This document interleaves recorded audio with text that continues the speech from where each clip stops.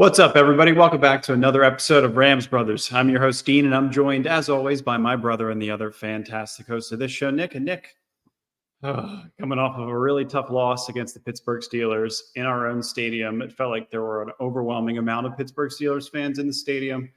A really tough loss came down the last minute, but first and most importantly, how are you, my good brother?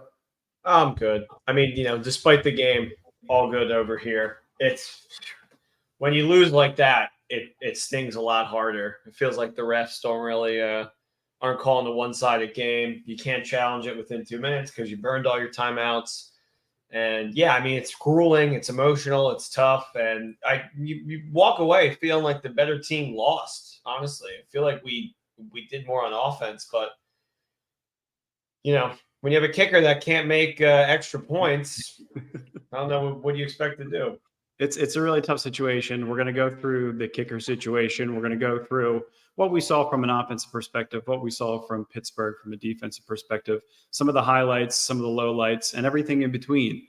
But first, before we kick anything off, we want to give a shout out to Bruce Hall because Bruce Hall in Torrance, in Hermosa Beach, is giving away free rally fries.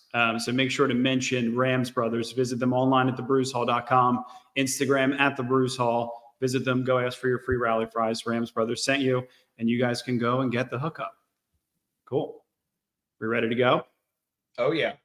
Well, so where do we start? Where do we even start? I mean, you could talk about Darrell Henderson. You could talk about. I mean, great addition there, huh? I thought so. I was pretty impressed with what we saw from Darrell Henderson. I think holistically from the run game, I think that was a big conversation within the week. A lot of Rams fans were curious as to who was going to get a majority of the carries. Pretty even split between Darrell Henderson and Royce Freeman. Darrell Henderson ended up getting more of the carries, but holistically, 31 carries, 135 yards, 4.4 yards per carry, and a touchdown by Darrell Henderson. Royce Freeman added, I think it was 11 carries, 12 carries for 66 yards. So Henderson was at 18 for 61 yards, an average of 3.4 yards per carry. So, I mean, he ended up with a touchdown. I think it was a pretty good addition, all things considered. I think you were still pretty balanced with some of the play calling. I think for the most part, right, I think you were really curious as to if they were going to stay balanced with Kyron Williams going on IR, with Ronnie Rivers being out, same deal. So you were really curious as to if that was going to occur. And I thought for the most part, here's what we were looking at halftime. 5 yards per carry running the ball. I think well enough. We were perfectly balanced. 16 passes to 16 runs. And I think we ended with 31 rushes to 29 passes. So overall, it was a pretty balanced play calling game from Sean McVay. And I wasn't discouraged by the offense. I think there were just a couple of mistakes. The TJ Watt interception that ended up getting us behind the 8 ball. But I mean, it wasn't like an overwhelmingly poor performance by the offense. No, I mean, I think if you're a casual Rams fan, you blink and you go from last week to this week, you might not even have noticed that we lost any running backs. The running game maybe have looked like, at its highest today. Like there were a lot of great runs. There were large chunk runs. There were angry runs that they were going right into the Steelers and bouncing off of them and getting a little extra yards after that. But yeah, I mean, to start the half to go and empty, Stafford throws the worst pick of the season from him right into the defender on double coverage on Cooper behind him. So it's just, it's a game where you have a kicker that you don't trust, and if you make any mistakes like that, it's going to lose you the game. And you can point to that. You can point to Brett Maher. You can point to a lot of specific things. I mean, the defense as to why you lost, but those little things, I mean, they're big and they add up really fast. And it comes back to, why do you not trust the run game as soon as you start the second half? Yeah, why is it being empty? That's what you did last week, and it worked so well against Arizona. You came out really strong, running the ball, trusting the offensive line, and it worked out really well. And I think some of the frustrations come from the fact that, like, we were perfectly balanced, right? We just talked about 31 rushes to 29 passes, but some of the decision making, like this was one of those situations. This is one of those teams, one of those games where it's going to come down to one single decision. It's going to come down to an interception. It's going to come down to a turnover or a missed field goal, in this case, a couple. And I think just, when it comes to situational play calling, we talked about this time and time again with Sean McVay, you have to be really solid when you come right out of the half, especially when you have the ball, when you're up 9-3. You're in a situation where you could, theoretically be in a better position because you could have tacked on an extra point. You could have added another field goal from Brett Maher and been up 13-3 at the half. But regardless, you're up 9-3, and you're in a situation where you could put together a drive, a 9-10 play drive that tacks off 7 minutes, 7.5 minutes, and methodically marches you down the field and puts you in a position to be able to at least score points. And that's what they've done when they've gotten into the red zone. It just didn't seem like they did it enough today. No, I mean, a team like the Steelers, where if you give them gifts, they're going to be able to, open the gifts, I guess, and score in the red zone. But, like, if you pin them back, we were able to hold them, like, pretty much all day until the bitter end, where questionable spotting on that very last play. But it's like you can't give them opportunities to just open the door. And we gave them too many with 2 missed 51-yarders. It's like after the guy misses an extra point, just punt the ball. Like, he's not going to make a 51-yarder after he missed an extra point. Like, and then you give them amazing field position twice because you missed those huge field goals. Yeah, I mean, the Jordan tweet just pulled up. Missed field goal, possession started at Pitt 41, Pitt field goal. Interception, possession started at LA 7, touchdown. Missed field goal, possession started at Pitt 43, touchdown. All other possessions, punts. So if you give them any, like a sliver, they're going to take a mile. And it's impossible not to blame Brett Maher. And I said it at the beginning of the season, if he's on your roster, you shouldn't be considered a serious team. And we're not. And at this point in the season, we're not a serious team. Complementary football has to do with the offense, has to do with the defense, has to do with the special teams. If the special teams is not putting the defense in a situation that could benefit them, it's putting them with their backs up against the wall, it's putting them in unfavorable field position, it's putting them in difficult thirds and shorts to defend. And like all of these situations, gets them into the red zone. Even the Steelers, who have been so poor in the red zone, they were a bottom 3 offense when it comes to the red zone. But when you march down the field and you tire out the defense in those ways, it just allows for them to be able to kind of walk into the end zone. And was unfortunately the case in this game. It's like you did everything you did. There were a couple of really bad penalties down the stretch. You didn't get enough pressure when you needed to. I think some of the young secondary was liable. Darion Kendrick made a couple of mistakes down the stretch. The one-on-one opportunities with George Pickens. So it's like you needed those stops, you needed those opportunities, you needed the situational play calling to be good, and all around it was just you made tiny mistakes and they took a mile, like exactly what you said. Yeah, poor. I mean, it's weird because you can kind of grade the offense high in a way. There were some really good plays, like to end the first half. They get in the red zone, they get in the end zone with a 2-2 pass that looked like it was essentially being thrown away. That one Puka catch was amazing.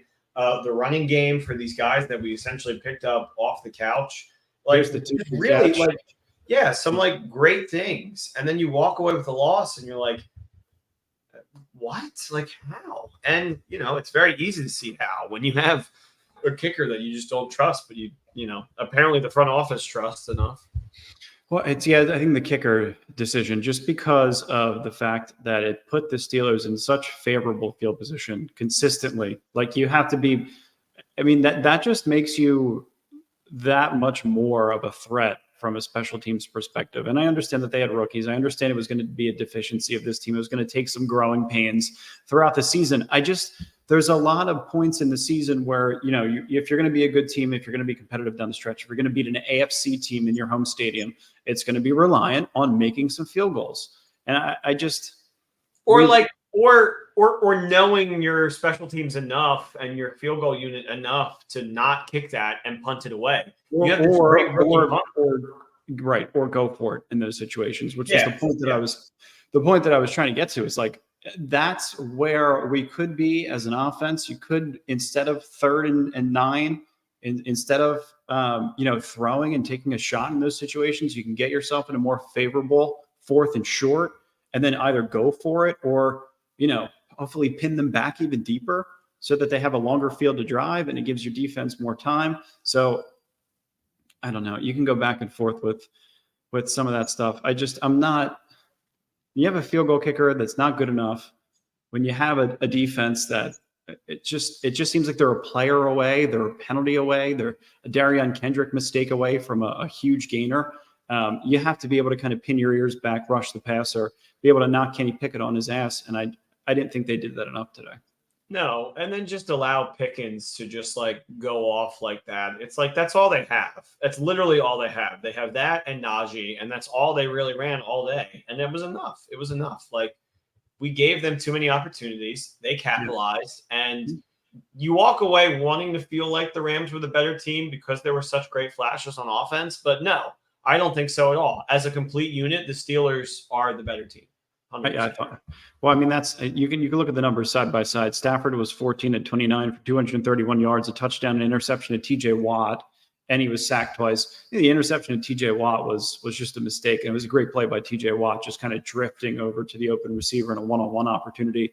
But then, like Kenny Pickett, Nick was 17 at 25 for 230 yards, no touchdowns, no interceptions. He was sacked twice at a 97.1 rating compared to Stafford's 72.6. So Kenny Pickett theoretically was the better quarterback, and I heard the broadcast just call he made out less mistakes, you know?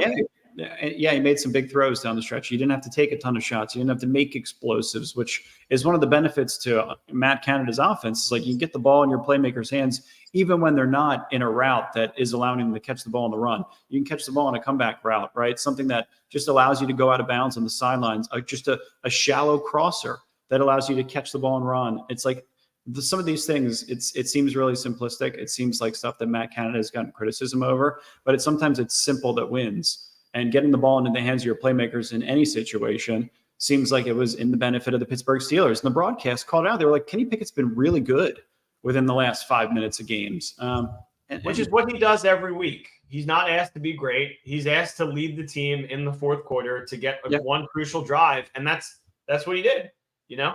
And you would think that we were good enough to at least stop them on that 4th and 1. So we give our offense a chance to be great. But, you know, I guess the spot was controversial for a reason. I was going to say, here's the spot. So, I mean, it's about as controversial as it gets. The knee is down. He slips. The ball's down, obviously short of the marker. So it should have been a turnover on downs.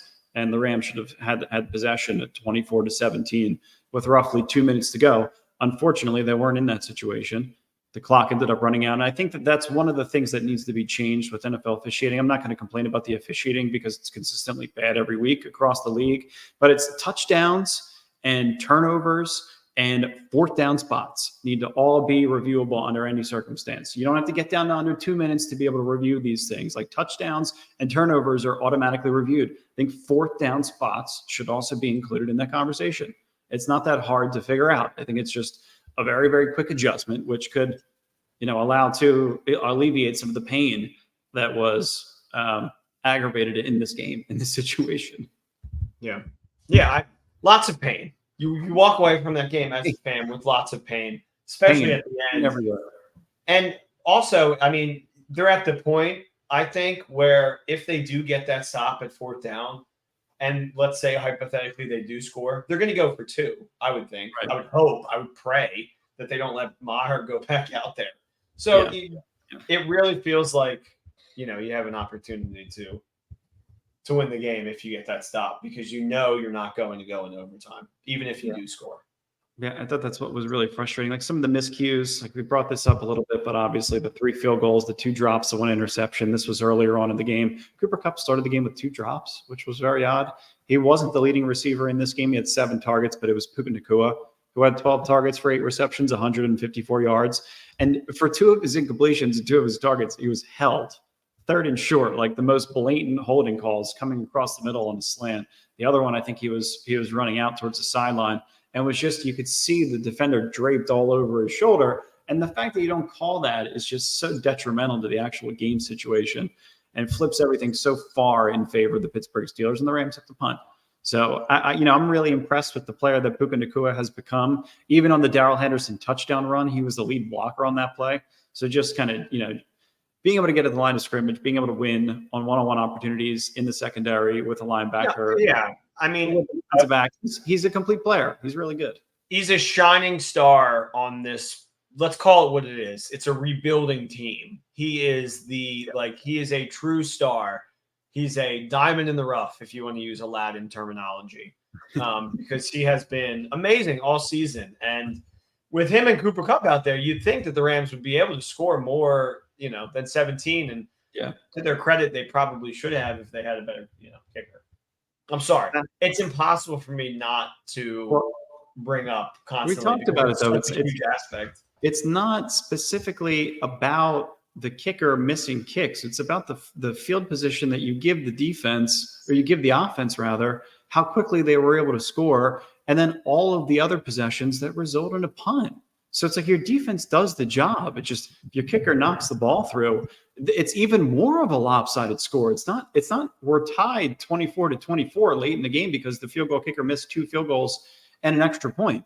We would be up 24-17 because of all of the lopsided field positions that we've put this offense in. And it's really not fit. Like when you look at the numbers on, like, the Rams won almost every statistical category. They had more first downs. They were better on third down. They had more time of possession. They had more total yards, more rushing yards, more passing yards. They obviously lost the turnover battle, but they did what they needed to do. And it's just why.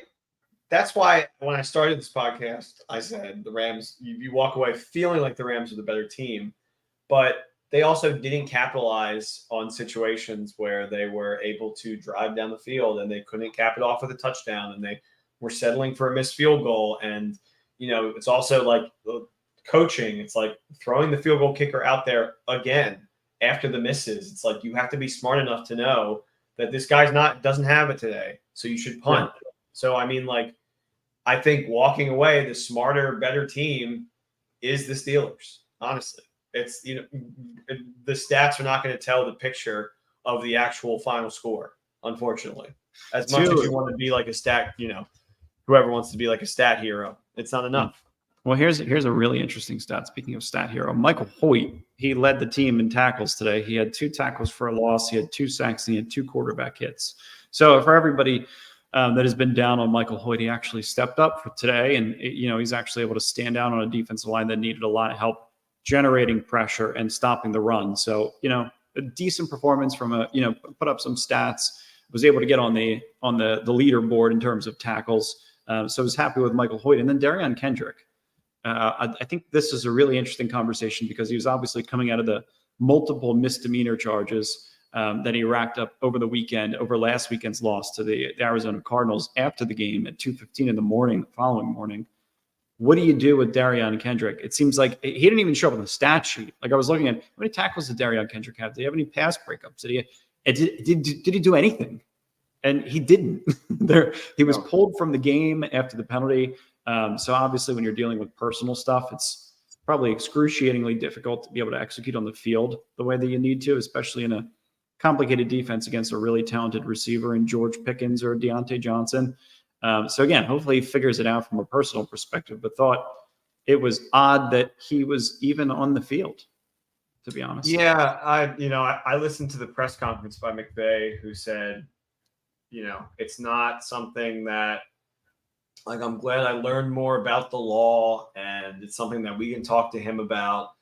And it's not something like we can make the decision if he is okay to play. And thankfully the NFL allows coaches to make that call and they don't have to step in. But it was the wrong call. Like he was going through some stuff clearly, and you think he's your best option. And you were wrong, and you paid the price for it. Honestly. I did see. I felt like bad decision. I saw some situations, and we kind of brought this to light in the last episode, where we thought that Darion Kendrick, if he wasn't on the field, that we were going to see Kobe Durant outside. And we did. We saw him outside a little bit on Deontay Johnson. You saw him a little bit outside on George Pickens. And then you saw a little bit of Duke Shelley, right? So I think if you get a little bit of Trey Tomlinson, you get a little bit of Duke Shelley. Akella Witherspoon had a down game. It seemed like they were taking advantage a little bit of him. And the defense holistically, the missed tackles in the open field is not something that you can hang your hat on. It's not something that you can come back week to week and be like, okay, the Rams are great at tackling in the open field. Against all of the teams that they're going to have to play down the stretch, they're all teams with playmakers that you're going to have to tackle in the open field. the San Francisco 49ers, you're going to have to play the Cardinals again, and whomever else, the Dallas Cowboys next week, and whomever else it may be. You got the Saints, all of these teams that have playmakers down the stretch, you're going to have to be able to face. You're going to have to be able to make open tackles, which is just basic football 101 stuff. And, sometimes with a younger team, especially a younger secondary, you're reliant on guys like Russ Yeast and Jordan Fuller and Quentin Lake to make tackles. And sometimes it just doesn't happen. So I can kind of go back and forth on the defense, but a lot of the points on the board, I just would like to see a different game if they were able to defend for a full field in a full game situation versus having to defend against half a field and allowing touchdowns in those situations. Yeah. I mean, when they had the full field, it They were feels great. like, it feels like Morris is in his bag, he feels like he can just operate with so much more. Still, though, it's getting to 3rd and long and stopping on 3rd and long and not letting them convert, because that is what history is going to write about this Rams defense. Is 3rd and long is the prime time for the opposing offense to get a first down. It's like, don't even worry about, because the Rams will bring you to 3rd down, but it doesn't even matter because it seems like everything is open on 3rd and 8. Right. They haven't been able to get off the field in those situations. Although today they were a little bit better. There were a couple 3-and-outs. On 3rd down, the Steelers were only 4 of 12. So, a ton of punts in the first half. I think the Steelers had 4 or 5 punts in the first half. Ton of 3-and-outs early on, which is what we expected from the offense. But when they had a shorter field, your playbook opens up and puts yourself in a much better situation. Mike Tomlin was in his bag. Matt Canada was in his bag. Kenny Pickett was in his bag. You never want to hear Matt Canada was in his bag. I mean, he is like getting yelled at every week by fans to get fired. And against the Rams, he's in his bag. Like, got to be better than that. Yeah, it's a Steelers team that was missing a couple of key personnel, right? We talked about Cam Hayward the week prior. We talked about Pat Freiermuth potentially playing, and then they ended up putting him on IR. So, 2 pretty big pieces to the offense and defense that the Steelers were missing in this game. And then obviously you saw the combination of Highsmith and TJ Watt rather. TJ Watt is just a menace. If he's not 100%, he's still 100%. He's one of those kind of players. He's a Nick Bosa type player. Is as impressive as it gets, just like his brother was. So, having to deal with him in this kind of situation, Stafford getting blasted a couple of times. But I did think that the offensive line was pretty impressive. Having generated 135 yards in the run game and only allowing 2 sacks to Matthew Stafford for the most part was pretty impressive. So it sounded like something that listened to his players from week to week, which was important. Shout out to the offensive line. Shout out to Puka Nacua. Shout out to the running backs, the brand new running backs who came in, because like we were saying, shout out to Tutu Atwell and Cooper Kupp. Like, a lot of good. Even Stafford evaded some with his feet, and dove to get the first down, which is something that you just don't see from the type of quarterback that he is anymore. I'll tell you what, and Darrell Henderson, incredible pass protection on that play. Yeah, it was an all-out blitz, and Darrell Henderson just stuffed it up, and Matthew Stafford was able to slip right up the gut and slide out to the right-hand side and run for 8 yards, which got him a first down on 3rd and 7. It was a huge play. Yeah, maybe a bad grade from Higbee, right there, because that kind of wins the game. Yeah, horrible drop. But everything you saw in the offense, honestly, was pretty good.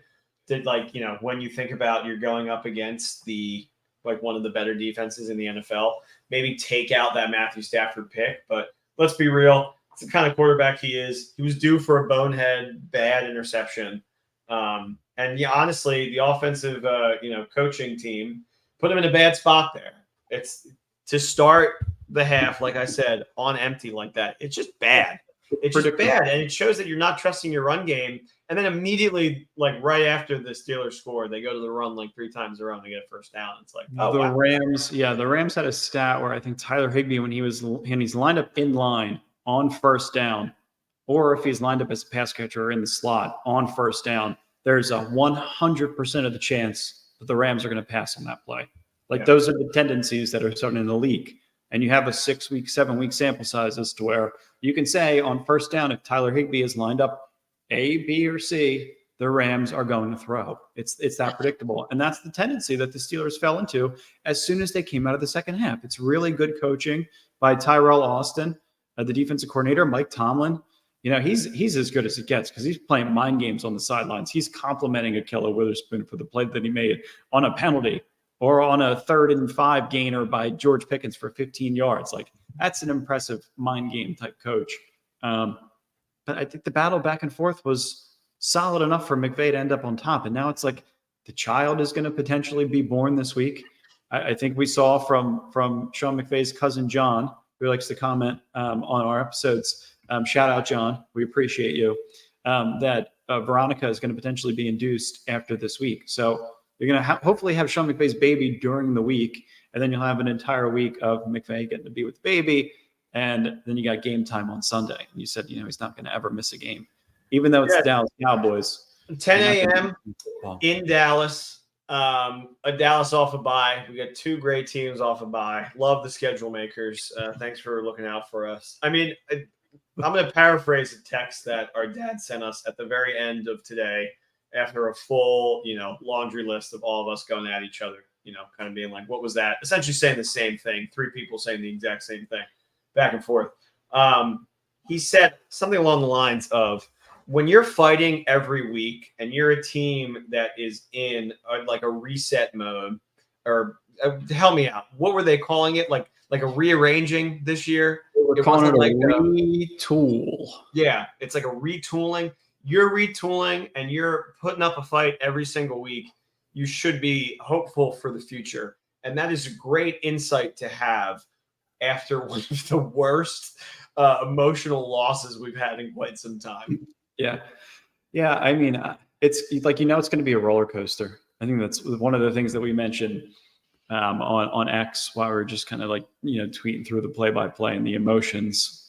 It is a roller coaster. It is, a lot of young players. You want to make sure you have your eyes on Steve Avila and Puka Nacua and, Zach Evans and whomever else it may be. Some of these young kids and Byron Young that are getting opportunities. You want to make sure that they're progressing in the right direction. You also simultaneously want to make sure that your weight-bearing walls are staying healthy and your offensive line is building continuity from week to week, and you finally found the right combination. So for all the retooling that's happening, I think it's a great example as to how many moving pieces there actually are within the process of retooling. You're getting rid of players. You're getting rid of Cam Akers and Van Jefferson. You lost 2 players to the injured reserve. A player's getting arrested.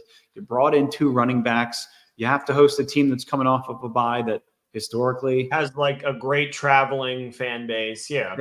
I mean, 65% Steelers fans, maybe they all had their terrible towels. I thought the Rams were going to do some kind of promotion where they had towels. Did they? I didn't see it. I saw more terrible towels. So it was, the name, I felt like we lost as soon as they released the name. It was the Super Awesome Towel. And it was a blue Rams towel exclusively for season ticket holders. So let's make sure to not give them to every Rams fans that walk in, but only to the season ticket holders. It was a fumble right there. And also, like, Super Awesome? What is this, like, the year 2010? Like, come on. Like, that's not going to fly today. That doesn't sound cool. That's really tough. I would have liked to, could have been worse. Could have been a lot worse. You can be the Chargers and you could be 2-4 and you could not be retooling this year. Right. And you could be talking about losing your head coach. And hey, maybe if we get our old defensive coordinator back, or no, maybe because there's no situation where Brandon Staley ever comes back. But I was just going to say the 4th down play calling. That's, he rolls the dice far too frequently with that offense. But I do like the situation where if you do not like your field goal kicker, and they have Digger the kicker, but we have Brett Maher, and I do not like our field goal kicker. Where if I'm if we come out next week and we go into Dallas, which was a house of horrors for this guy, and we still have him on the roster, then there's zero seriousness in this team. They're not competing for a playoff spot. Like, they're just getting to the end of the season to see what they have, and then they're going to retool. Because there's no reason Maher should be on the roster, unfortunately. Like, I don't know how the guy is. It's like, regardless of who he is as a human, you gotta be able to produce in those moments. You gotta at least make the extra point. Like, come on, man. Yeah, that's where it hurts. This is everybody's reaction, collective Rams fans' reaction after these moments. It's this. Was that after he missed? I think it was after the final kneel down, where Love that Matthew hat. Stafford is like trying to figure out, yeah, great hat, trying to figure out like what is the ruling? Why is that? Why are we not able to challenge that? We can't challenge a play if we don't have any timeouts, which is like you can't shoot a gun if you don't have any ammunition, I guess. It's just such an odd call. All right, well, we're moving on to next week. We got Dallas next week. We're going to do another episode. We're going to preview the Dallas Cowboys, but we wanted to jump on and make sure we talk to you guys tonight because I can imagine a lot of Rams fans' emotions are flying all over the place. But first and most importantly, please ram it. Like and subscribe. Please, we need you guys. The jury is still out on my Halloween costume and what I will be. I'm gonna knock off two things right now. It is not Super Mario and it is not Freddie Mercury. And it's not Jeff Fisher? No, I didn't say that. The jury's still out. We'll find out. We'll find out by the end of next week. All right. Thanks for listening, everybody. We appreciate you guys, and go Rams. Talk to you next week. Peace. Cheers.